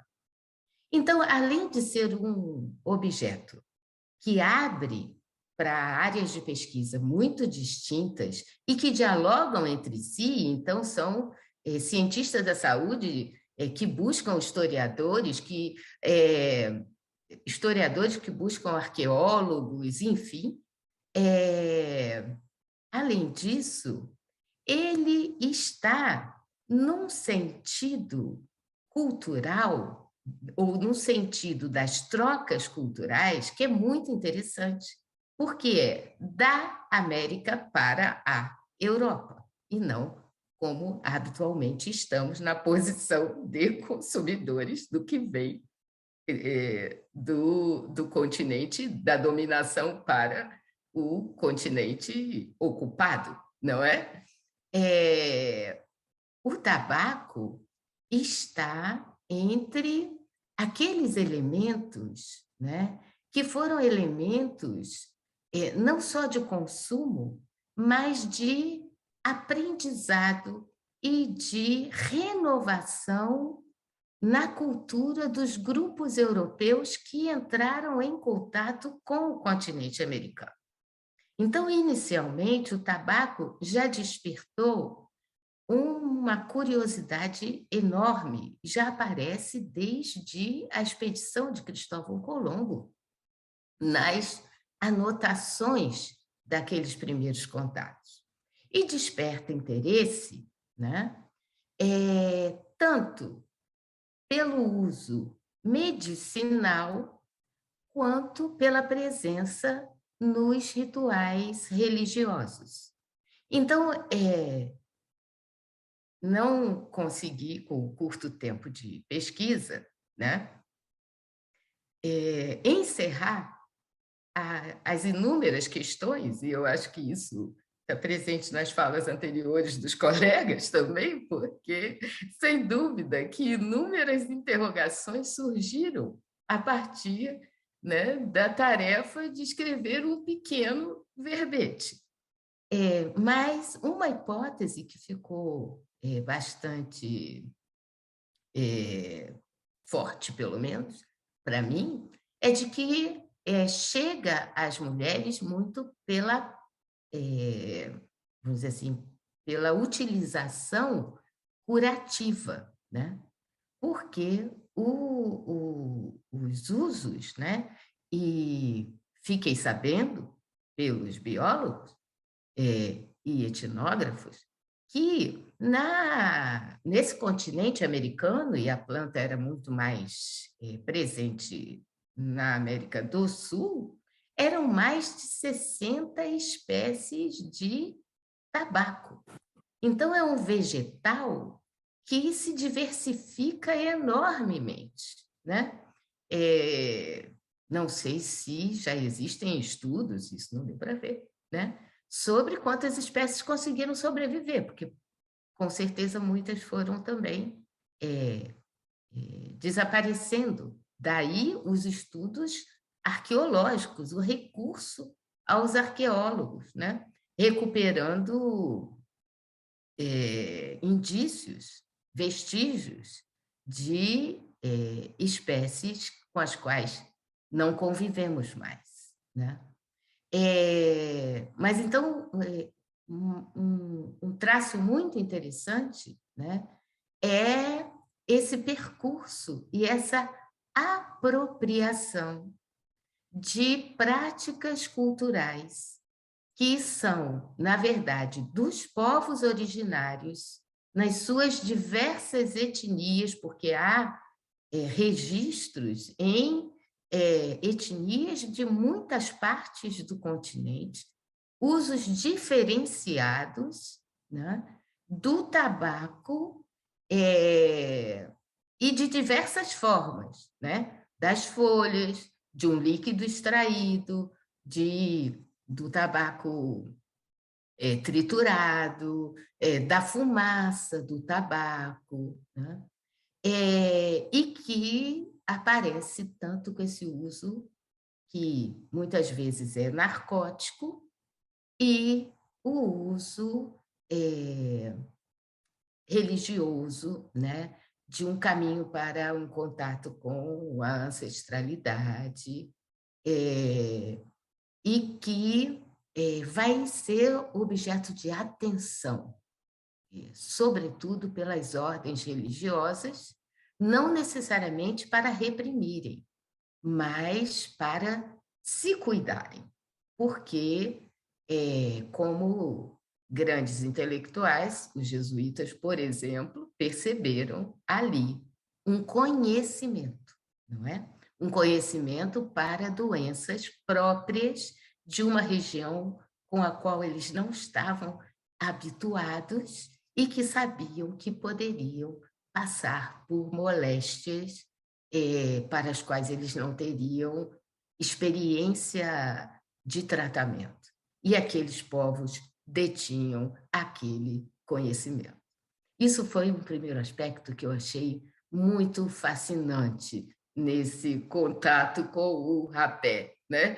Que foi a força dos povos originários, da cultura que traziam, do comportamento, do conhecimento que portavam, né? E de como esse conhecimento se impôs aos grupos que vinham aqui explorar essas terras, né?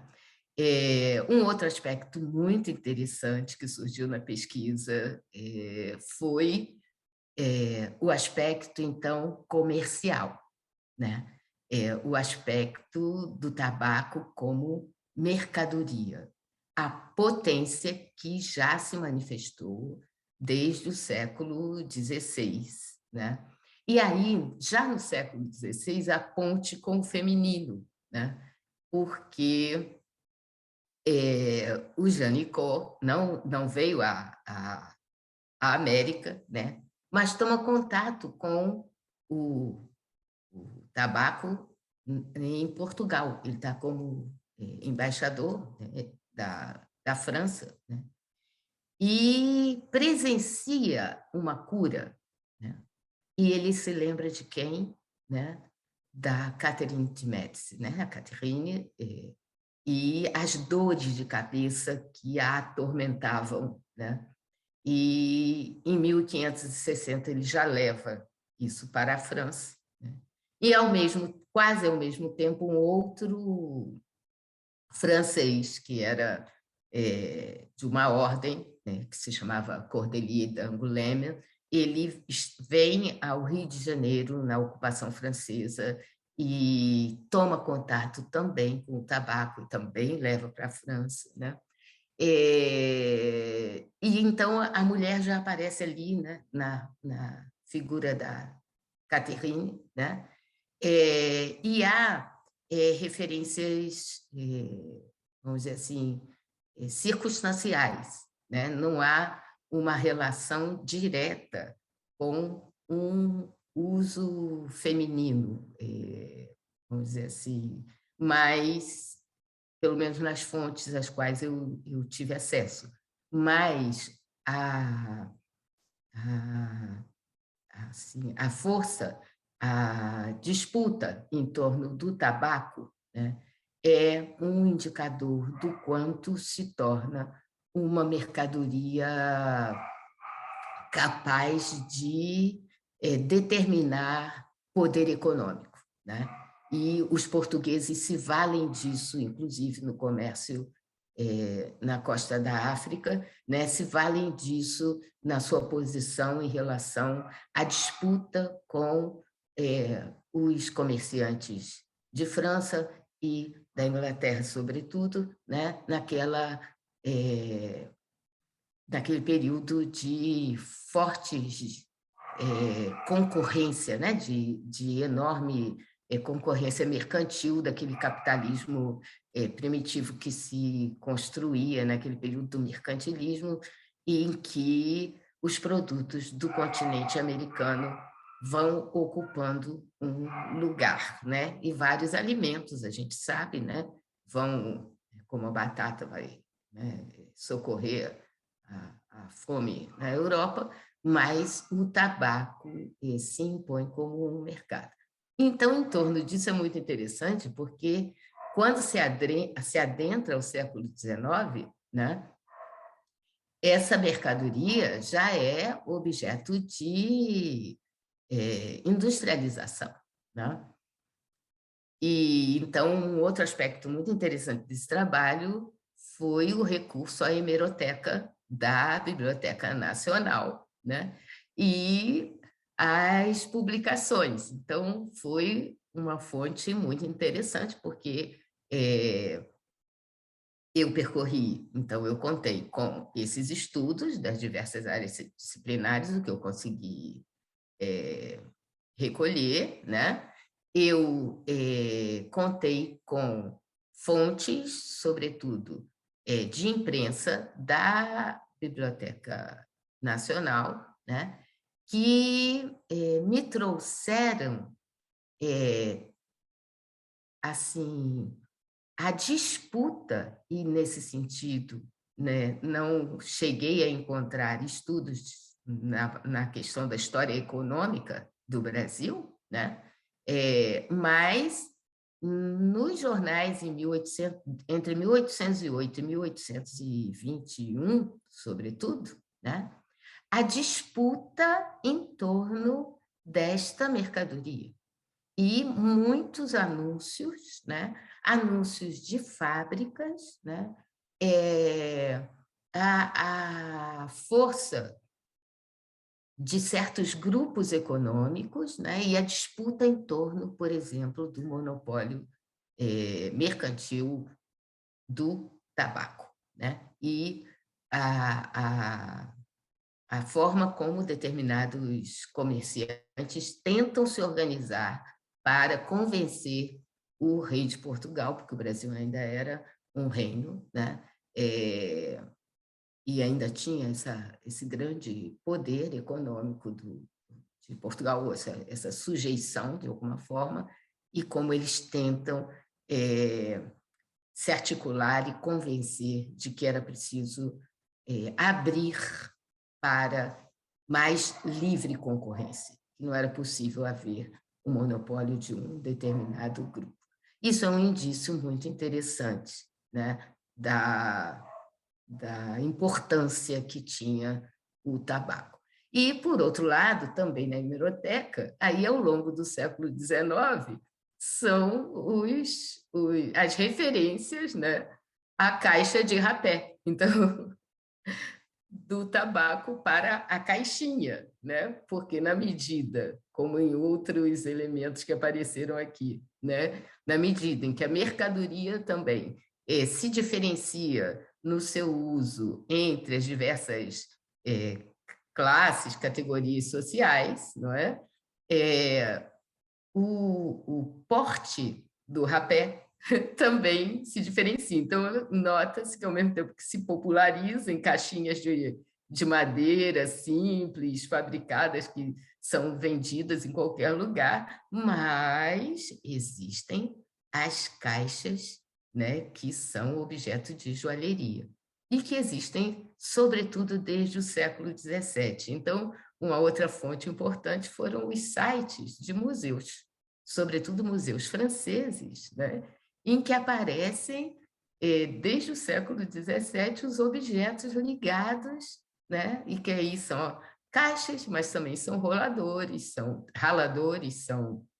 garrafinhas, não é? E que são obras de arte, né? A joalheria associada ao porte, ao uso, né? A estar nos lugares e poder tirar. E aí é muito divertido, só para encerrar, né? São muito divertidas nos jornais do século XIX as histórias de roubo de caixinhas de rapé, né? Só para contar duas histórias cômicas, né? Uma narrada, né, nas crônicas dos jornais, uma de um senhor que um rapaz se aproxima e pede se ele pode dar uma pitadinha de rapé, e ele então pega a sua caixinha e oferece ao rapaz, e o rapaz a devolve, ele bota no bolso, e daqui a pouco ele vê a caixa de rapé saindo do bolso, porque o rapaz tinha deixado um fio invisível, não sei, ou uma linha muito fininha, com uma continha dentro da caixa para puxar a caixa do bolso e levar a caixa embora, não é? E outra de um padre no confessionário, tá certo? Que se distrai, a pessoa que veio se confessar consegue distrair o padre de forma a conseguir roubar a caixa de rapé do padre, porque eram caixas muito valiosas. Então, do tabaco valioso para as caixas de rapé valiosas, é uma diversão só para o historiador. Essa pesquisa eu me diverti muito, então, agradecendo muito por essa diversão, né? E só para finalizar, né? embora rapé seja uma palavra que sempre se relacione ao francês, né? Eu cito isso no texto, né? Râpé, de ralado, ou raspado, enfim.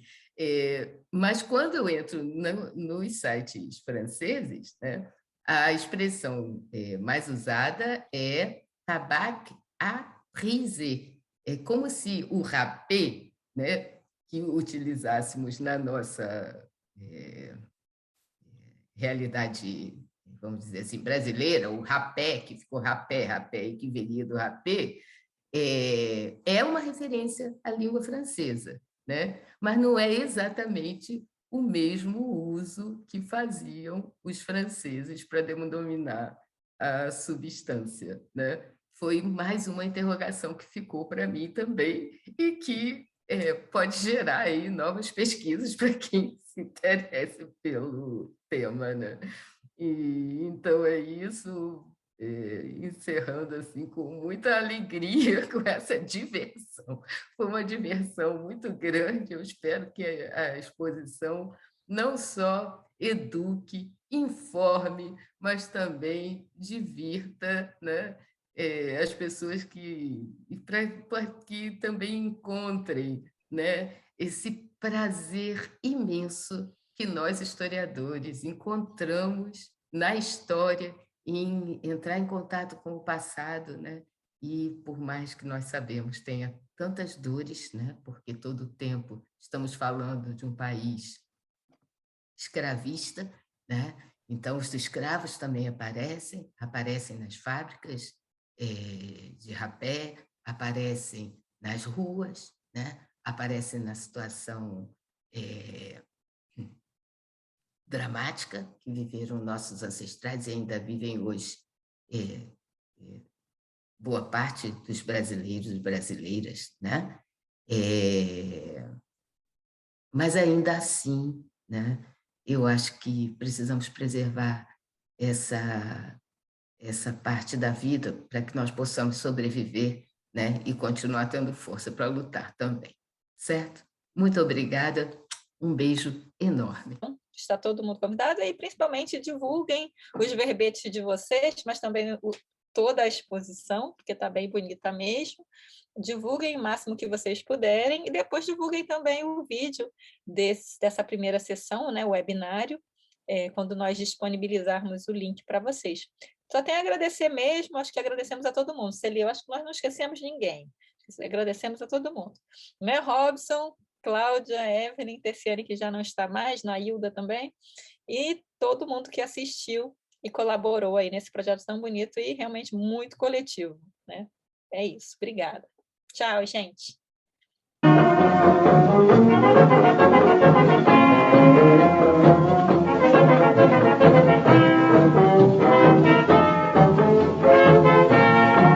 Vou abrir alas, eu quero passar. Peço licença para poder desabafar. A jardineira abandonou meu jardim, porque a rosa resolveu passar de mim. A jardineira abandonou meu jardim, porque a rosa resolveu passar de mim. Vou abrir alas que eu quero passar. Peço licença para poder desabafar. A jardineira abandonou meu jardim, porque a rosa resolveu passar de mim. A jardineira abandonou meu jardim, porque a rosa resolveu passar de mim. Eu não quero a rosa, porque não a rosa que não tenha espinhos.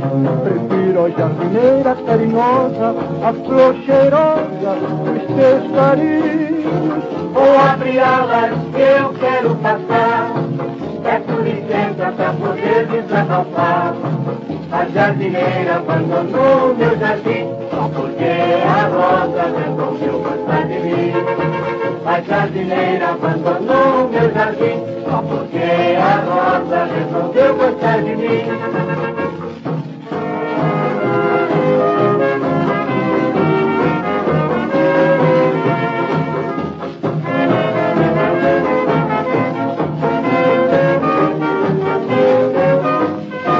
Vou abrir alas passar.